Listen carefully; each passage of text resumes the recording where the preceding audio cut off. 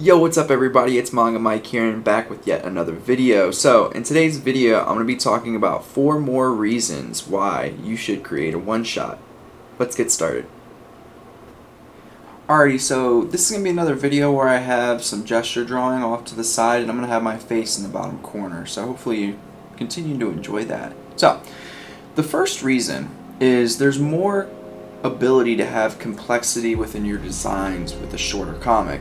So if you're like me and you really enjoy complex character designs, one-shots are a great way to satisfy that need. It's not necessarily the best of ideas to make an overly complex character design for an ongoing series.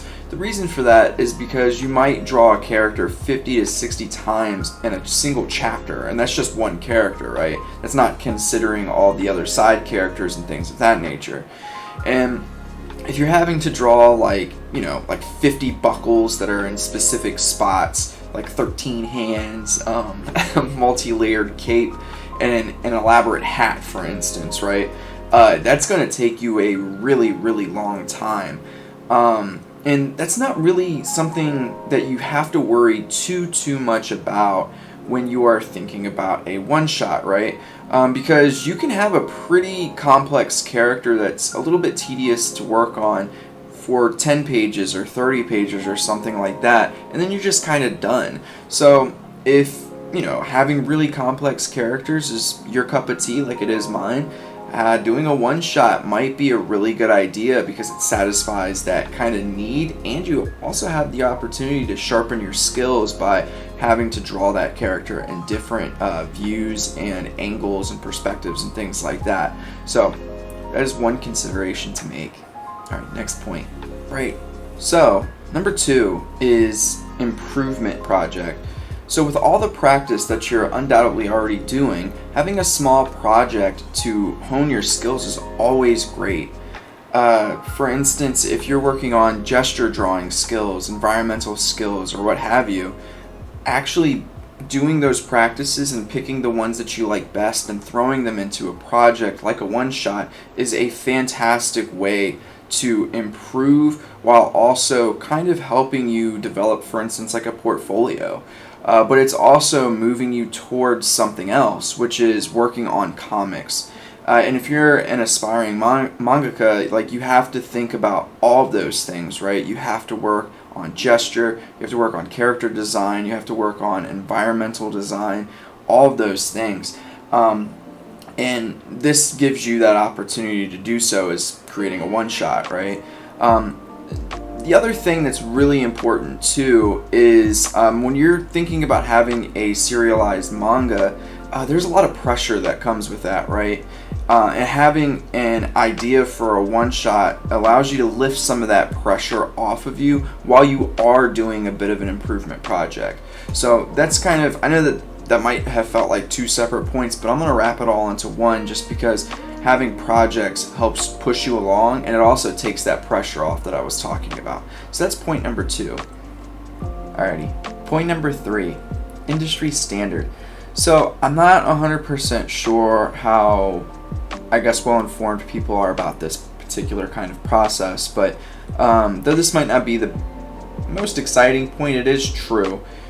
Industry standard for people who want to get into the comic industry, I think it's probably, whether it's in Western or Eastern culture, the process is kind of that you actually do create a one-shot, and then you submit that one-shot to whoever the publisher might be, and then the publisher decides whether or not, 1, if they could possibly make a serialized series out of it, and 2, whether or not you yourself have the abilities to create a long ongoing series. I will say that is probably a con of being a one-shot creator, is that eventually people would want you to do a serialized kind of, I guess, manga, right? But with that, you still do need to have the skills to be able to show them in a small portfolio, which would be, in this case, the actual one-shot itself. You have to be able to show those skills off in a way that they are going to find promising, right?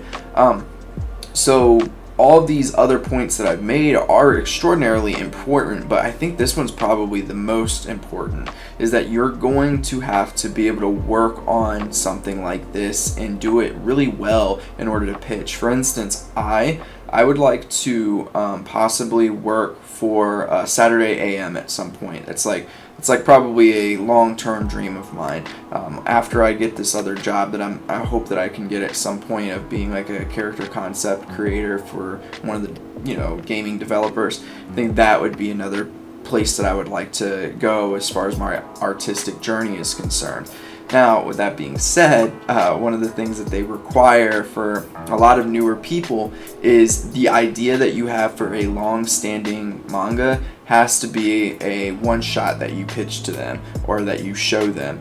And in some cases, I think that before I had seen that you need to have written a few chapters of your manga already.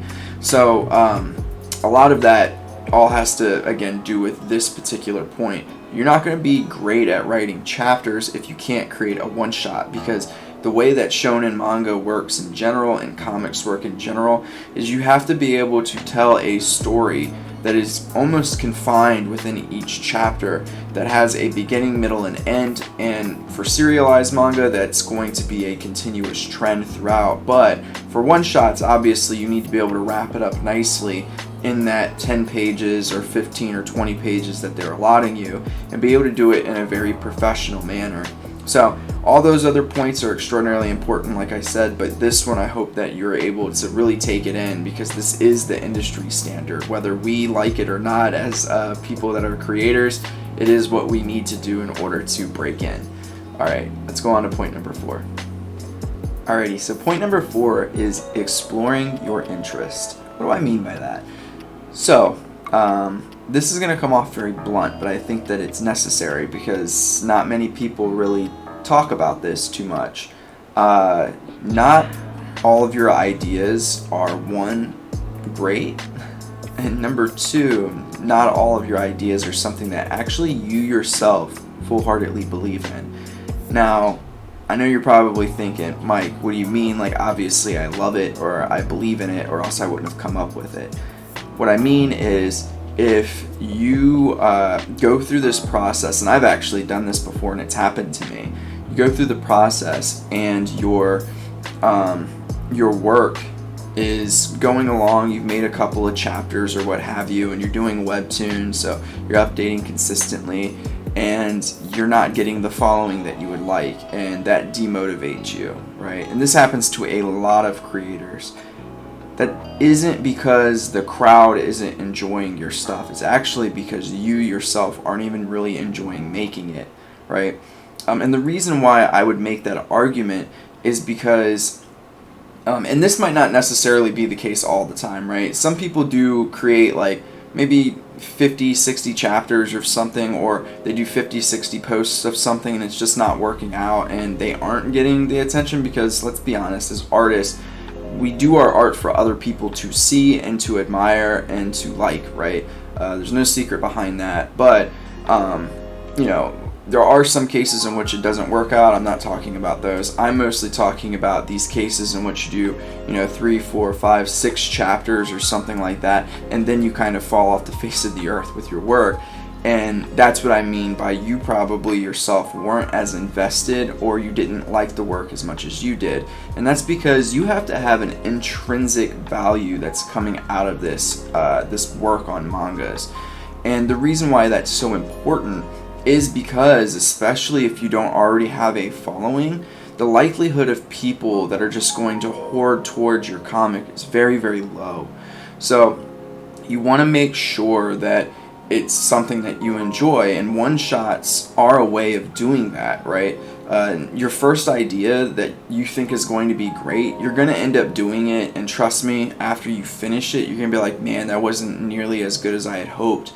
And then the same thing's going to happen with the second, probably the third, probably the fourth idea, right? And you're going to keep going. I'm on my 4th one coming up because I've created a Steam, my webtoons comic, and I don't really like that much. I need to wrap it up because I know that people are looking forward to the end of that.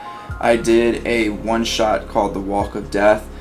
probably 2.5 years ago, 3 years ago, and the same thing happened there. Like, I was happy when I finished it, but looking back on it, it wasn't great, and there was a lot of things I wish I could have improved. And then my current comic that I just finished, I actually do like that idea a lot, and I could see myself moving forward with it, but I also already have other ideas that I think I might like better. And that's the beauty, right? I don't have to, that one shot is a contained story. It has a beginning, middle, and end. It's finished. I don't have to keep going with it if I don't want to, but I can pick up on it if I also want to. But that's kind of my point with this, right? It's allowed me to figure out what I actually love. And a piece of what I loved in my last comic was my ability to take things that people probably haven't really seen, a magic system that people haven't really seen too much of, and apply like science and things like that to it in a way that makes sense, right? So that's something I really enjoyed, while also interweaving these stories about, you know, a mother and a daughter and how their relationship impacts the daughter, the pressure of having to be almost parentified by going through this coming of age story is basically that also kind of intertwined in this story too. Just things like that, right? But I wouldn't have gotten there if I would have just stuck with Steam, for instance, because Steam, I had one idea, I finished the entirety of the idea on paper already, and it was pretty long. It was like 16, 17 chapters, and I wasn't going to get the opportunity to kind of finish that. And you know, I will eventually, because I'm going to do that one shot just to finish it off, but you know, it was an idea that wasn't fully formed, and it was also an idea that I got excited with that needed more time and care and love. So yeah, make your mistakes. I did this in the last video, but make your mistakes. It's perfectly fine. But always remember that if you yourself don't love what you're creating, and if you don't believe, actually fully believe in what you're creating, and you're just doing it for other people or for the fame or for the popularity, you're already kind of destined to not do well. And that's because that kind of work, you might be able to do it for 2 or 3 years, and then you're going to be like, oh man, I don't want to do this anymore. And it doesn't matter how many people like you. It really doesn't. You're just going to be kind of miserable doing what you're doing, and nobody wants that. You know, art is fun. Like, art is play in a lot of ways, right? So continue to play, continue to have fun by believing in what you're doing. So do yourself a favor, create one-shots. Alright everybody, I'm Manga Mike, and I'm out.